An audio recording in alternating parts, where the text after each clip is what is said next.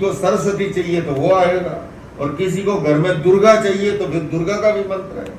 मंत्र सारे हैं, लेकिन आपको क्या चाहिए उस पर निर्धारण होगा।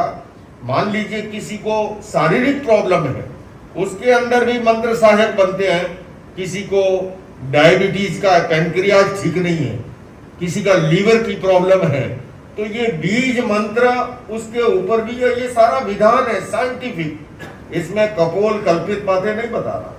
भक्तामर जी के जो श्लोक हैं, इस विधा पर काफी विकास हुआ है। प्राचीन समय में आचार्यों ने भी किया, और हमारे आधुनिक युग में भी ऐसे स्कॉलर हैं जो इस विधा पर काम करते हैं। और केवल भारत में ही नहीं, जर्मनी जैसे देश के ऊपर भी, अंदर भी जो है इस विधा पर आभा मंडल पे काम हुआ है ना। हमारा आभा मंडल कैसे, जैसे मैंने कहा कि एक जगह बैठ करके करने से वाइब्रेशन का निर्माण होता है, आभा मंडल का निर्माण होता है। अभी मैं कह रहा था कि आभा मंडल के चारों ओर सफेद रंग की अनुभूति करें, तो हमारा जो आभा मंडल की खोज के द्वारा ये पता कर लिया जाता है कि अगले 6 महीने के बाद कौन सी बीमारी आनी है, उसका पहले से ही कैसे प्रिकॉशन लिया जाए, कैसे सुरक्षा की जाए। तो मंत्र विधान के अंदर भी मैं ये कहूंगा कि सक्सेस के लिए आपको क्या चाहिए उस तरह का विधान लेकर के आपको मानसिक शांति के लिए करना है, आत्मिक विकास के लिए करना है, भौतिक प्रकार की कोई उपलब्धि के लिए करना है, शारीरिक किसी आदि व्याधि या उपाधि के निवारण के लिए करना है। विधान है, असंभव कुछ भी नहीं है। हमारा विल पावर और संकल्प बल हो। मैं नाम सहित बताऊं आपको, पर्युषण पर्व के दौरान मैं शिकागो में था। संवत्सरी के प्रवचन के बाद उस दिन अवकाश था और कुछ था नहीं, उपवास होता है, संध्या को भी प्रतिक्रमण होता है और कुछ रहता नहीं है। तो वहाँ के जैन सोसाइटी के चेयरमैन भी रहे, और शिकागो संघ टेम्पल को बढ़ाने में बड़ा योगदान रहा। प्रबोध वैद्य प्रमुख श्रावक है, उनकी धर्मपत्नी लता बहन, और उनको कोई ऐसी शारीरिक बीमारी हुई। जब हमने सुना तो हमें भी विचार आया मन में, दर्शन देने का निवेदन था। मैं घर पे गया, सत्य घटना बता रहा हूँ आपको, और जाकर के मैंने उनसे बात की, और मैं जो भी थोड़ा बहुत ज्ञान विज्ञान जानता था, मैंने कहा देखिए कि इनका जो इलाज चल रहा है वो तो एक प्रक्रिया है, आप उसको जो भी है, लेकिन एक प्रयोग मैं बता के जा रहा हूँ, इसको आप अवश्य कीजिए। सोते समय जब हम नींद में जाने को ही हो, उसको कहते हैं तंद्रा की अवस्था, मतलब बस अब नींद में जा रहे हैं, उस दौरान अवचेतन मन तक, सबकॉन्शियस माइंड तक जो मैं विचार देके जा रहा हूं, इसको इन्हें कहिए कि पूरी गहराई और मनोयोग ताकत संकल्प के साथ सबकॉन्शियस माइंड तक उसको भेजे, और यूं करते करते नींद आने दो। सुबह जब उठते ही सबसे पहले जो है उसी विचार को दोहराए। आप टेलीफोन पे बात करके पता कर लेना, आज भी वो श्राविका जीवित है, और जब भी फोन आता है या करती है तो उसकी आंखों में अश्रु धारा होती है, बोले महाराज जी मुझे नया जीवन दे दिया आपने, इस तरह से। लेकिन वो कब है, मैं फिर कहूंगा, चमत्कार मैंने नहीं किया, चमत्कार उनकी श्रद्धा ने, आस्था ने, विश्वास ने किया। अगर श्रद्धा आस्था विश्वास है तो चरण की रज भी जो है वो औषधि बन जाती है। और आस्था श्रद्धा, मैं तो कहूँ, कल सर डॉक्टर साहब आए थे ना, कोई डॉक्टर भी मरीज को देखे और देखा, मरीज के मन में आया यार ठीक से देखा ही नहीं, इसने तो जल्दबाजी में ऐसे ही दवाई लिख दी, वो दवाई काम नहीं करती है। और डॉक्टर अगर मनोविज्ञान को जानने वाला है, मरीज को थोड़ा ठीक से देखा, ठीक से बात की, दवाई भले ही वो इतनी महत्वपूर्ण नहीं थी, फिर भी आदमी ठीक हो जाता है। क्या है, उसका विश्वास काम कर रहा है कि डॉक्टर साहब ने मुझे बहुत अच्छे से देखा, बहुत अच्छे से दवाई की, उस दवाई काम कर जाती है। तो विश्वास हमारा है, श्रद्धा हमारी है, आस्था हमारी है, लेकिन ये प्रयोग प्रभावी है। मेरा अपने गांव में चातुर्मास था, पचपदरा में, सन 2001 में। और आपको बताऊं, पर्युषण के दौरान एक ही परिवार में 24 अठाइयां हुई शेखर भाई। कितनी अठाइयां? 24 अठाई के पारने एक परिवार के अंदर थे। तो आपको के परिवार में सदस्य कितने? 100 लोगों का भोजन एक चूल्हे पे बनता है। चोपड़ा फैमिली है वहां की।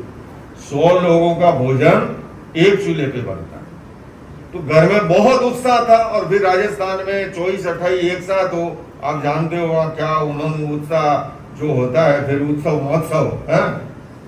तो तीसरा दिन होते होते उसके परिवार के युवा सदस्य जिनके 28 भी थी, युवक युवतियां मेरे पास आए चुपचाप और आकर के कहा कि महाराज जी हम एक प्रॉब्लम अपने घर की बताना चाहते हैं। मैंने कहा क्या?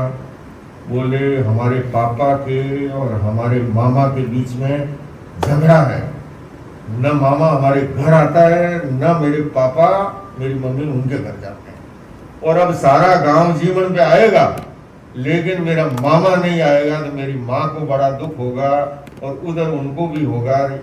सब कुछ बढ़िया हो गया, 24-28 है, लेकिन हमारे घर में ये प्रॉब्लम।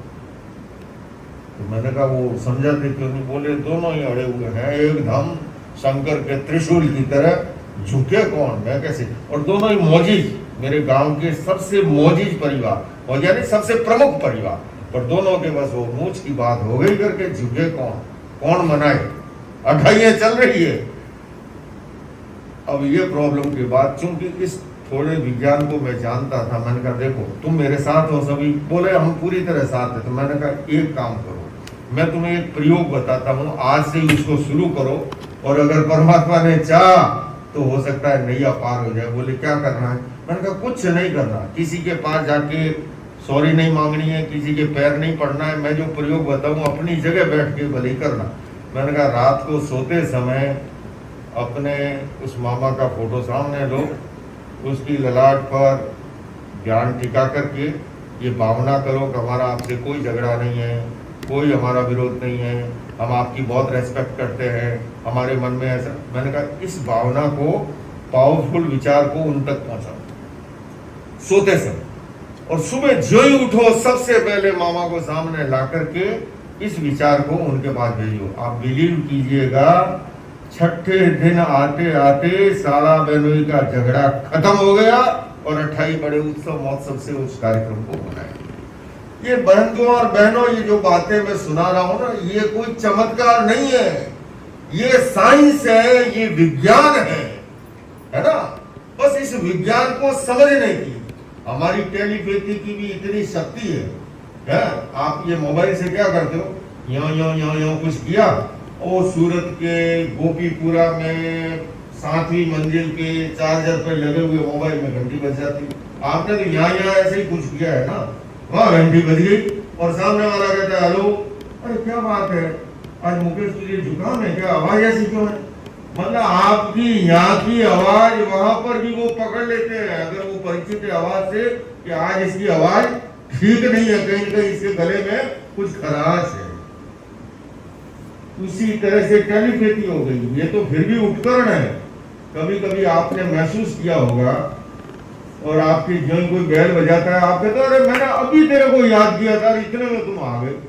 और कभी जिसको याद करता है उसी समय फोन आ जाता है, कहते यार तेरी तो 100 वर्ष की उम्र है, आज मैंने अभी याद किया, 1 सेकंड हुआ है और तुम्हारा फोन आ गया। ये क्या हुआ? ये और कुछ नहीं हुआ, ये टेलीपैथी हो गई। जब आप किसी को बहुत गहरी अभिप्सा के साथ, संकल्प के साथ, मन से, दिल से, इसी को दुआ कहते हैं ना, जो काम दवा से ठीक नहीं होता वो दुआ से हो जाती है। दुआ क्या होती है? दुआ किसी के कहने से नहीं, जब भीतर से कोई भावना निकलती है ना अपने आप स्वतः स्फूर्त कि यार ये कितने बढ़िया श्रावक है, इनको ये क्यों कठिनाई कष्ट आ गया है, ये तो ठीक हो जाने चाहिए, वो दुआ काम कर जाती है। वो दुआ ऐसी लगती है जो काम दवा नहीं करती, वो दुआ करती है।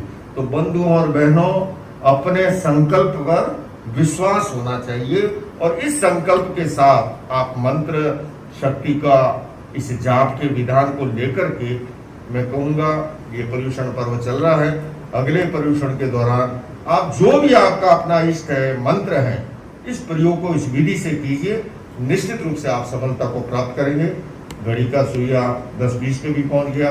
पंडित जी महाराज के भी मुझे दर्शन हो रहे हैं, उनका ज्ञान को आगे बढ़ाना है हम सबको। तो मैं अपनी बात को संपन्न कर रहा हूँ। आपका कोई प्रश्न हो, कोई जिज्ञासा हो इस मंत्र से संबंधित या कोई भी, आप रखिए, यथासंभव मैं समाधान देने की कोशिश करूंगा। ओम अरहम।